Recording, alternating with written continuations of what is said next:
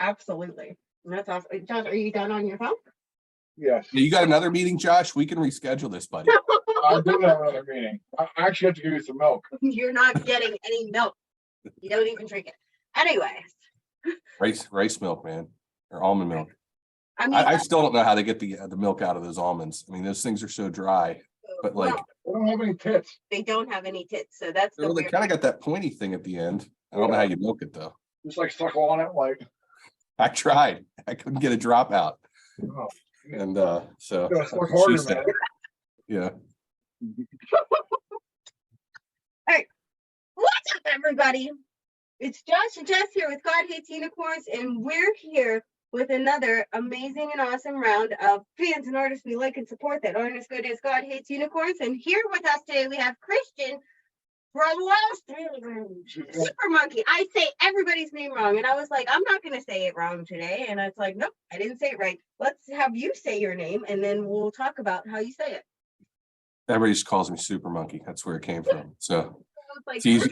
It's a lot easier, isn't it? You know. Yeah. So and besides, I don't want people showing up. Yeah, if something miraculous were happen where I like actually start making a lot of money and people know my face or name, I don't want them showing up at my house. You know. Well, hang on a second. Let me change this then, because we're not going to edit the first. I'll blank it out. So Oh, I don't care now. Nobody knows who I am. Nobody cares now. SuperMonkey. Nope, we're doing it. All right. We want to protect your identity. I actually don't. Well, it says, oh wow, you guys did that.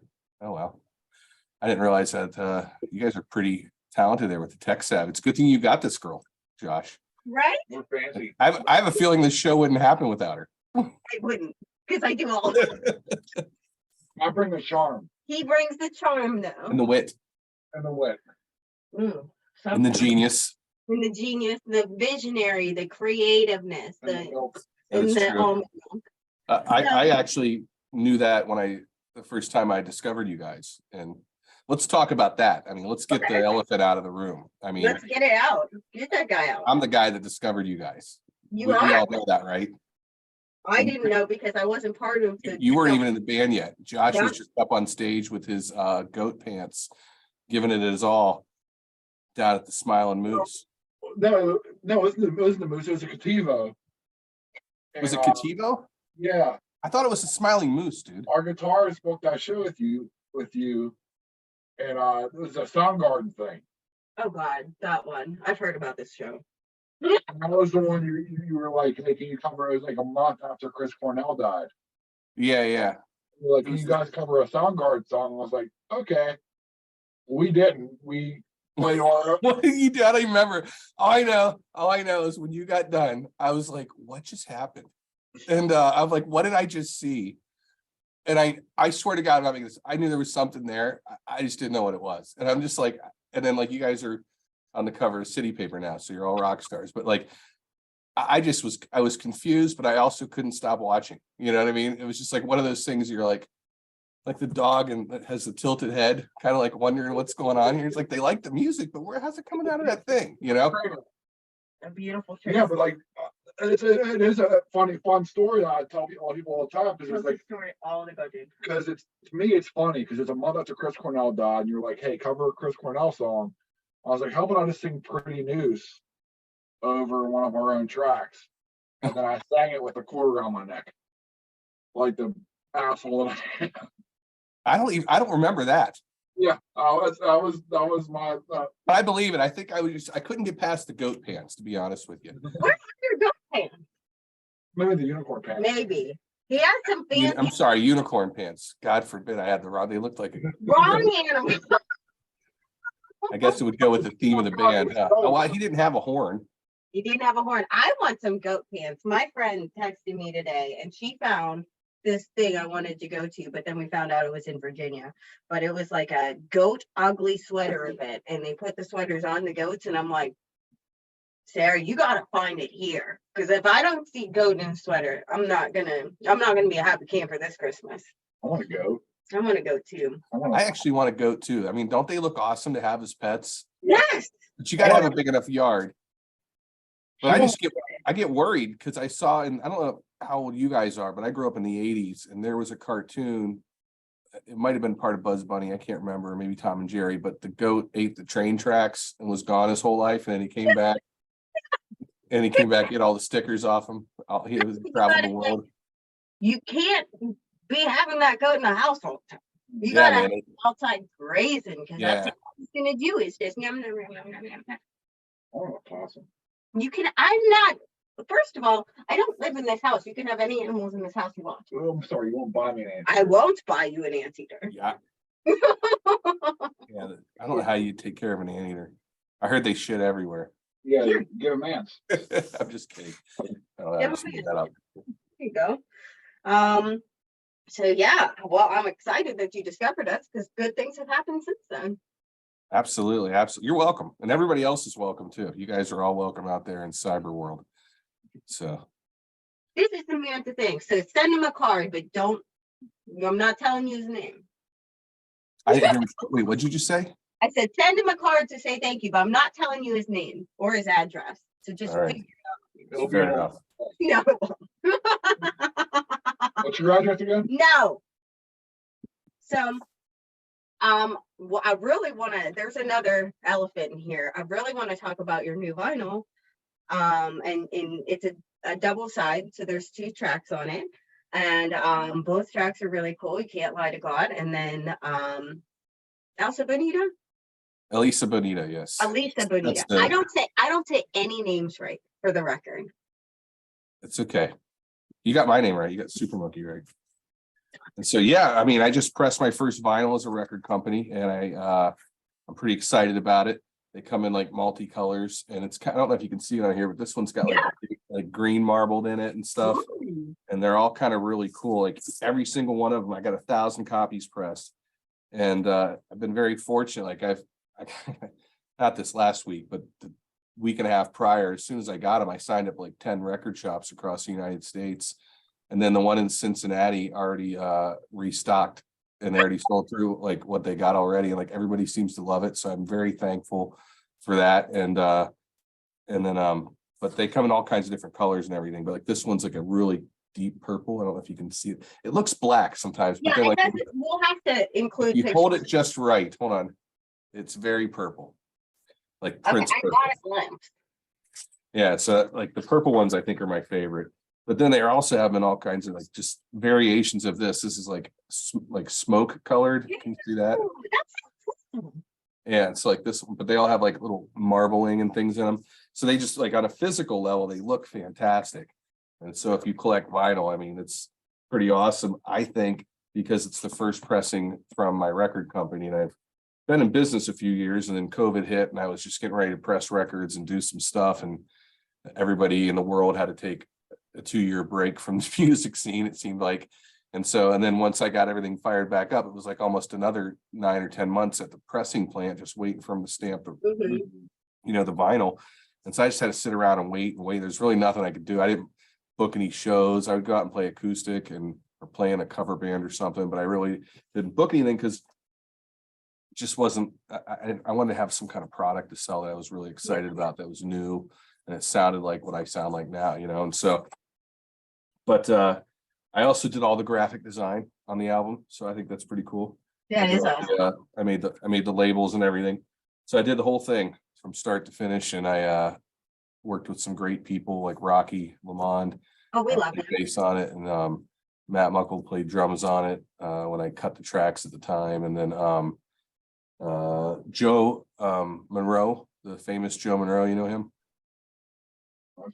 I don't know. Well, I definitely seen that name. Yeah, Joe plays in the Ghost Towns, and he's been opening with the Rolling Stones. I don't know if you know that. Like, he lives in the North Hills, and it's like everybody knows Joe. And like they hired him to play in this Ghost Towns band. Next thing you know, he's opening for Rolling Stones, like literally all over the world. And so it's funny just to watch him post about it, because he's like, it's not his first rodeo. He's been playing music for a long time. So anyways, Joe played piano on the one song on the B-side, that You Can't Lie to God. I just think the whole thing came out really well. Dave Hillis produced it, and Dave did a lot of hit records that I grew up loving. He worked on, he was the chief engineer for Pearl Jam 10.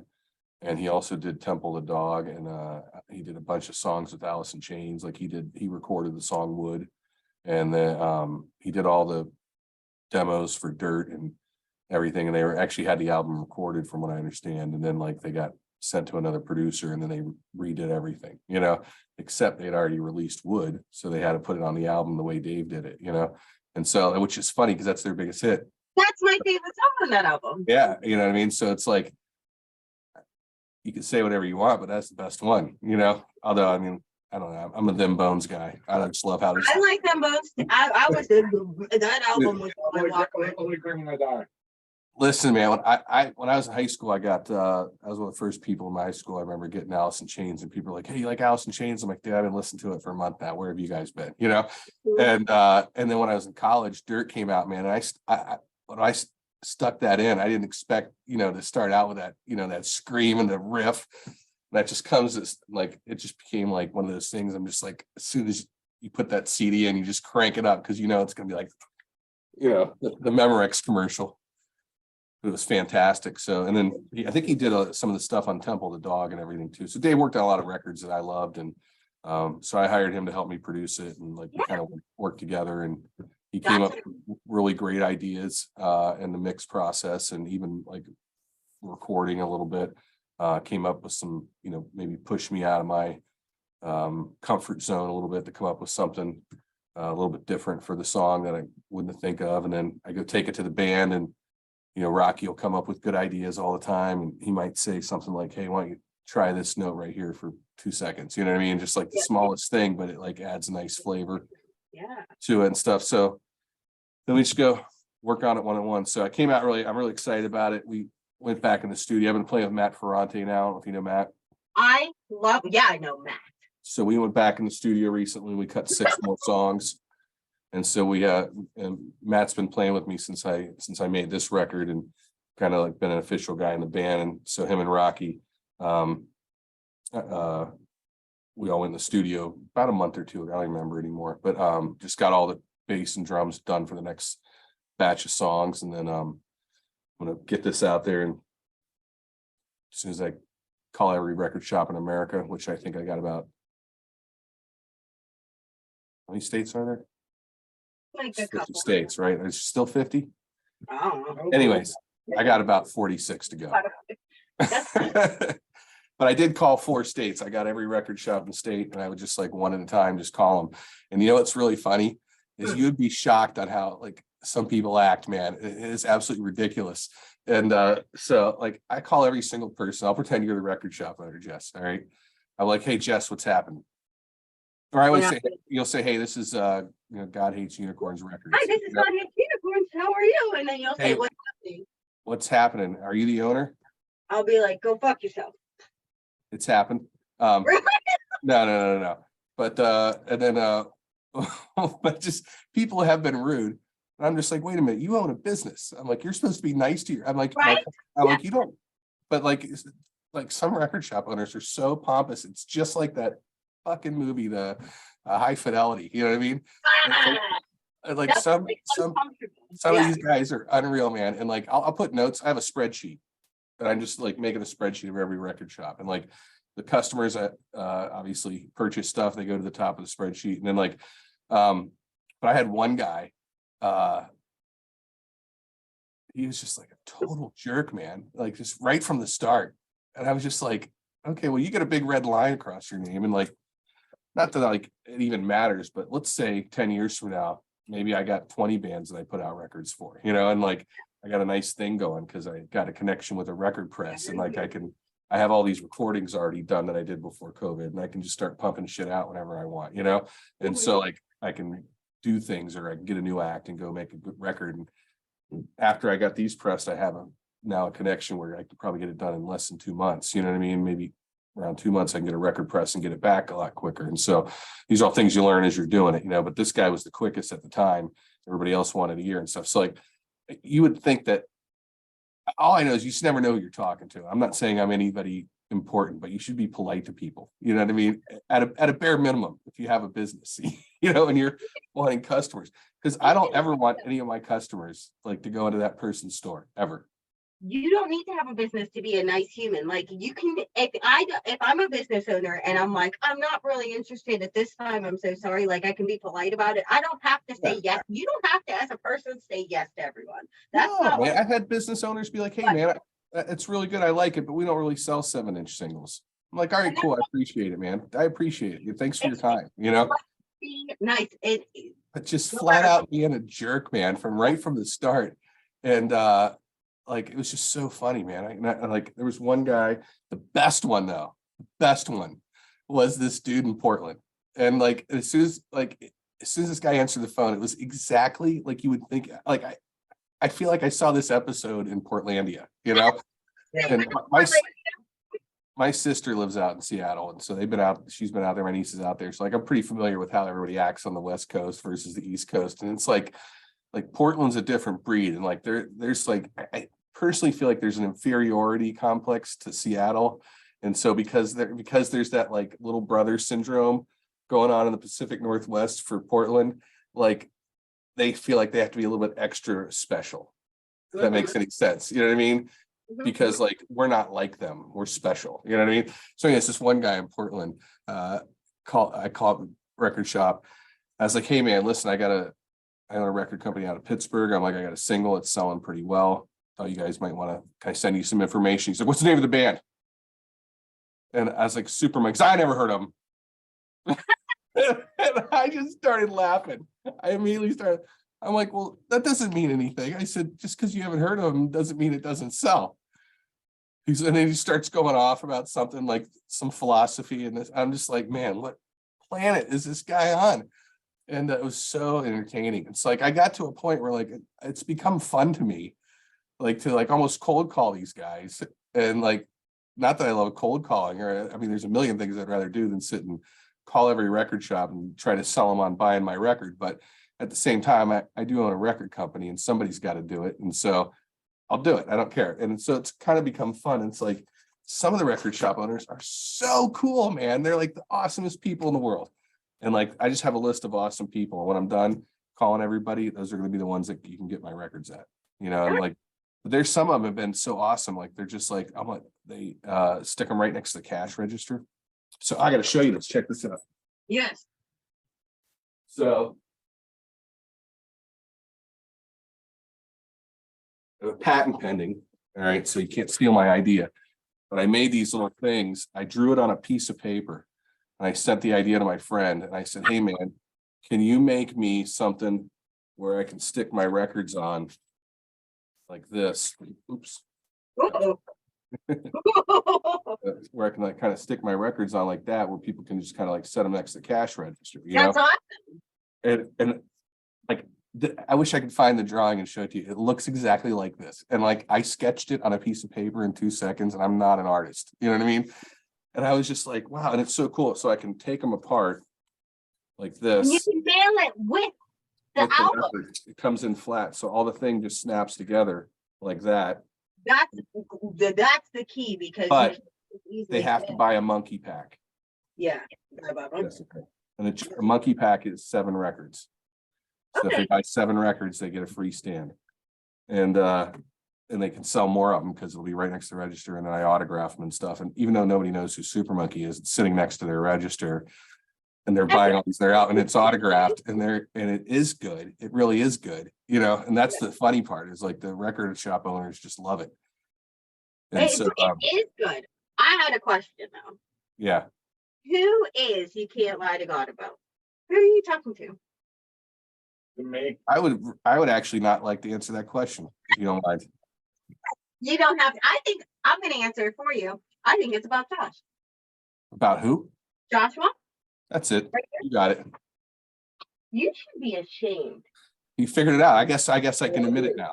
Why do you lie to me? No, that's not. You're not getting the reference. Because somebody, you can lie to everyone else, but you can't lie to God. And everybody knows what you did to SuperMonkey, and it's fucked up, and everyone knows now. So I'm sorry. But yeah, thank you for your apology. I'll use lotion next time. I don't swear too often, but it was definitely fucked up enough to piss me off that I thought of that idea, you know? That's why I was like, Oh my, there's a lot of emotion in this song. Like, this is not just like a, hey, I'm writing songs on a Wednesday. Like, there's some heart in here. So, but we all know it's Josh, and we all don't like him anymore. So I have a question for you guys. So, because I'm not in the loop, and I don't know if this is appropriate or not, but I'm just going to go for it. And are you guys dating? yeah.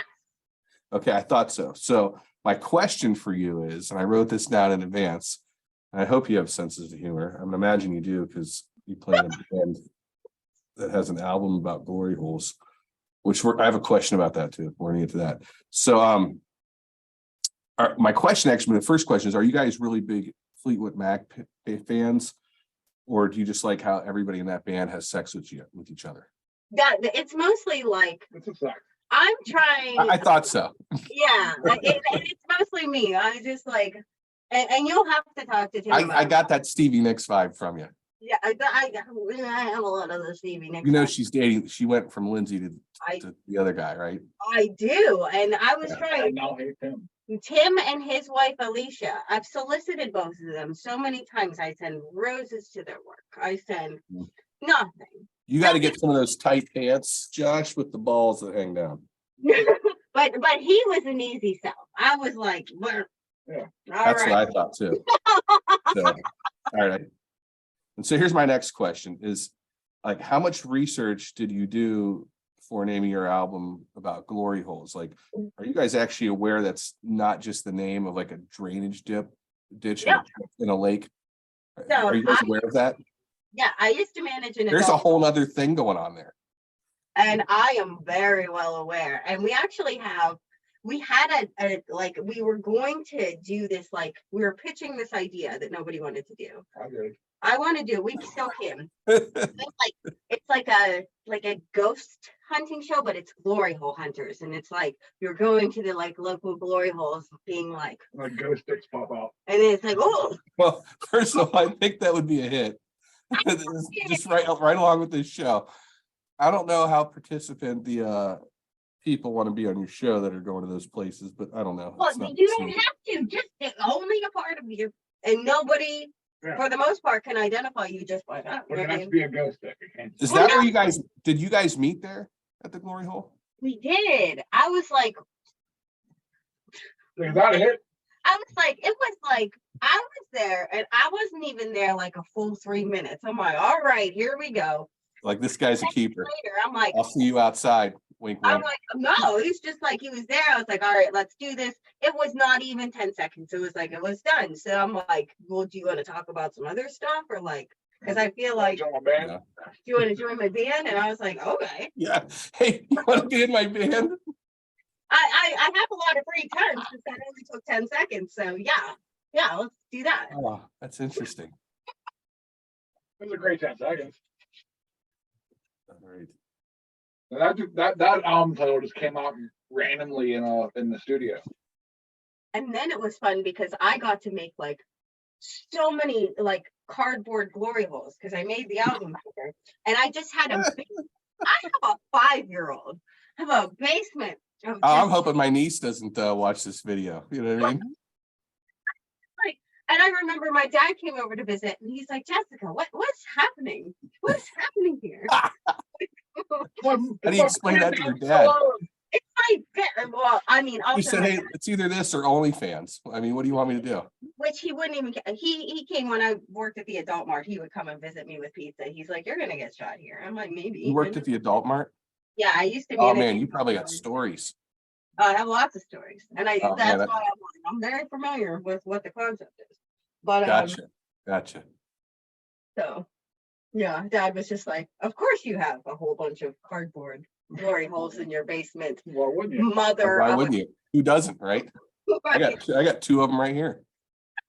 No, I have them. Reaching distance. All right, here's my next question. What was your first concert?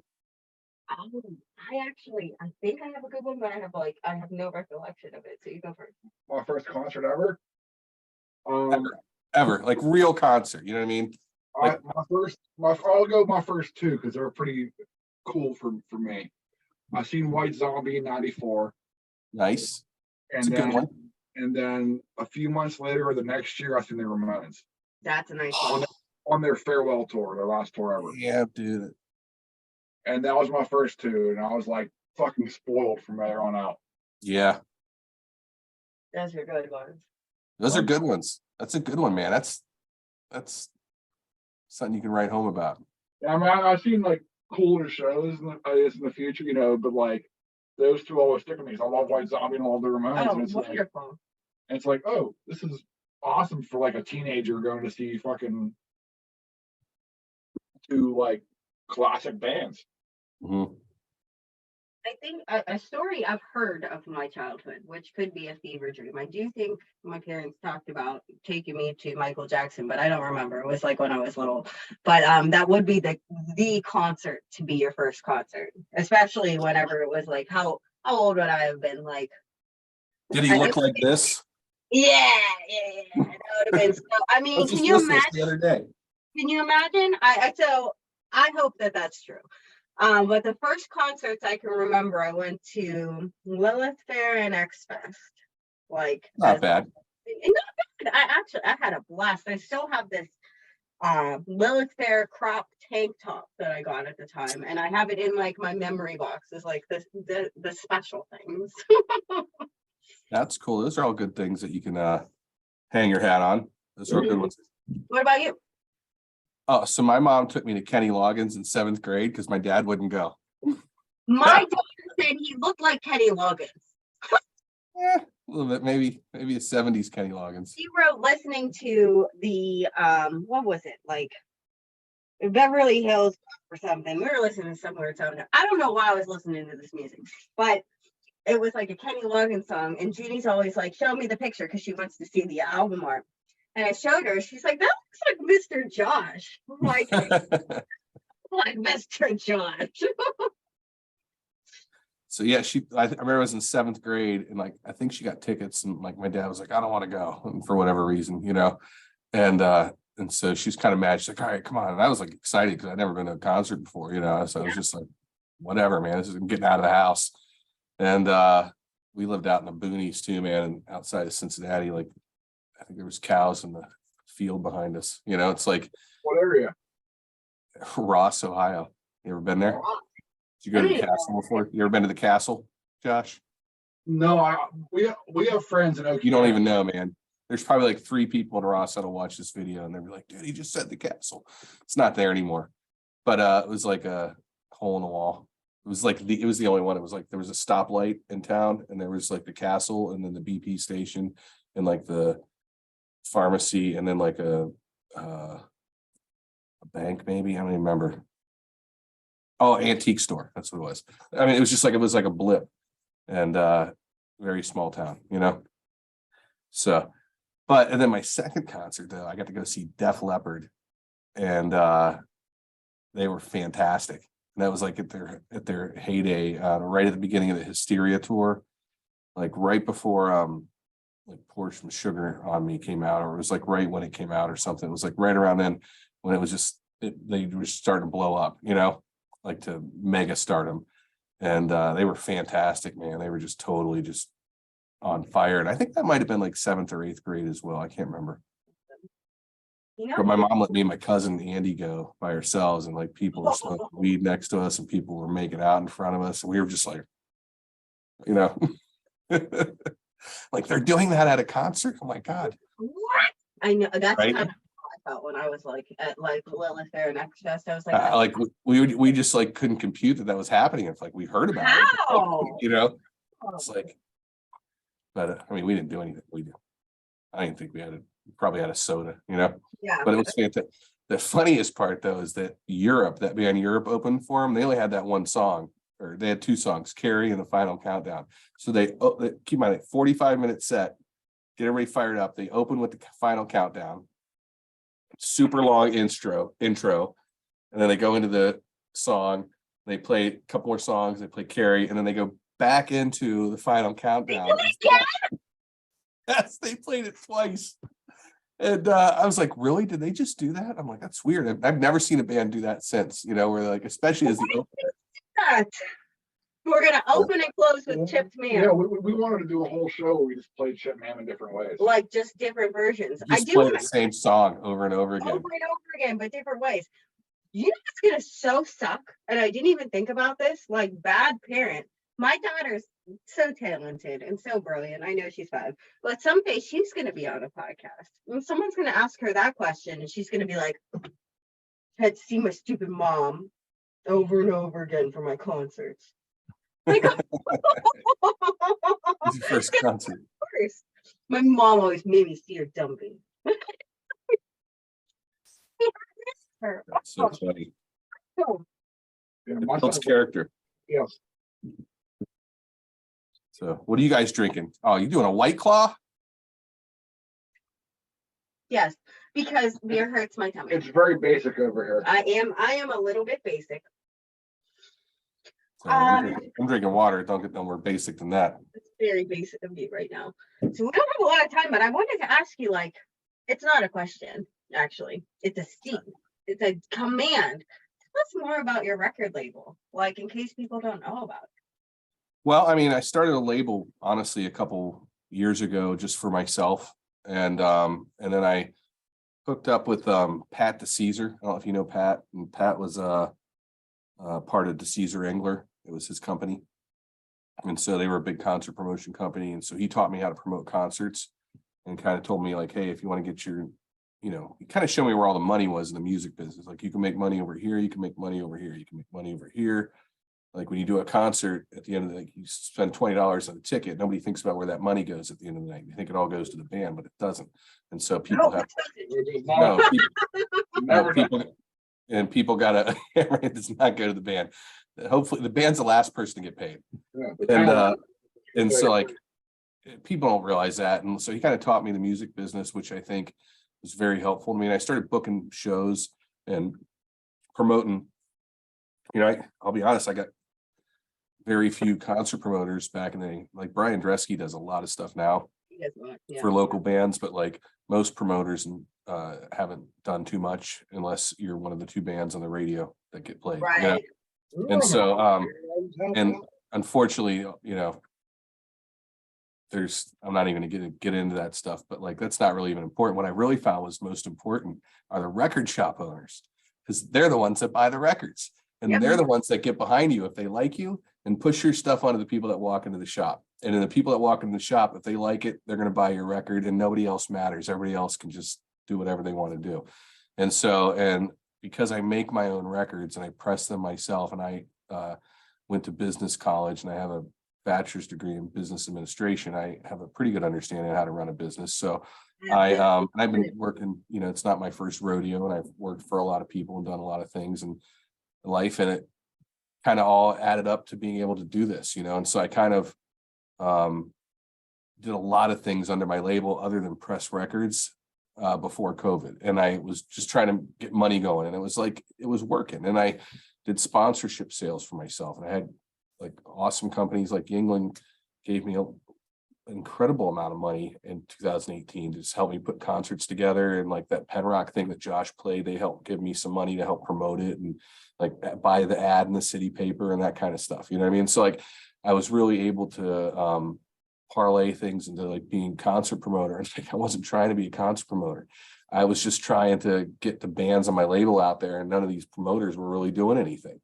And the radio stations weren't supporting me, and they weren't getting behind me or doing anything. And it was like didn't even exist. And like they got a guy in town that's making them rock and roll records in their rock stations, and they're not even they're like this, and so you're not, with the exception of 97. I mean, DV has played some stuff and the X has played some stuff, but it's not like on regular rotation, and it's not like getting behind it like other markets that have. And the other markets that have, the records are selling like crazy right now. And so that's kind of like the catch. And like, so, but at the same time, if the record shop owner loves it, that's really that's all that matters. That's really the focus of my energy right now, is getting records into stores. And then once I have that network of distribution for myself, I can bring other people in behind and be like, hey, check out this record. And they're like, oh, well, we love that SuperMonkey. Let's check it out. And I've got a lot of records that I've produced for a lot of bands, and some of them are together and some of them aren't, but the music's still good. And people are still going to buy it. and some of them are still together, and I can approach them at any time and say, hey, listen, let's press a record now. Let's do 200 copies, of purple vinyl or whatever. You know what I mean? So like I'm at a point right now in life where I can do that kind of stuff.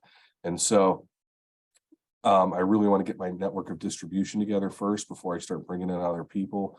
And I really want to be wise about who I choose and to work with and stuff, because not everybody's easy to work with, and No.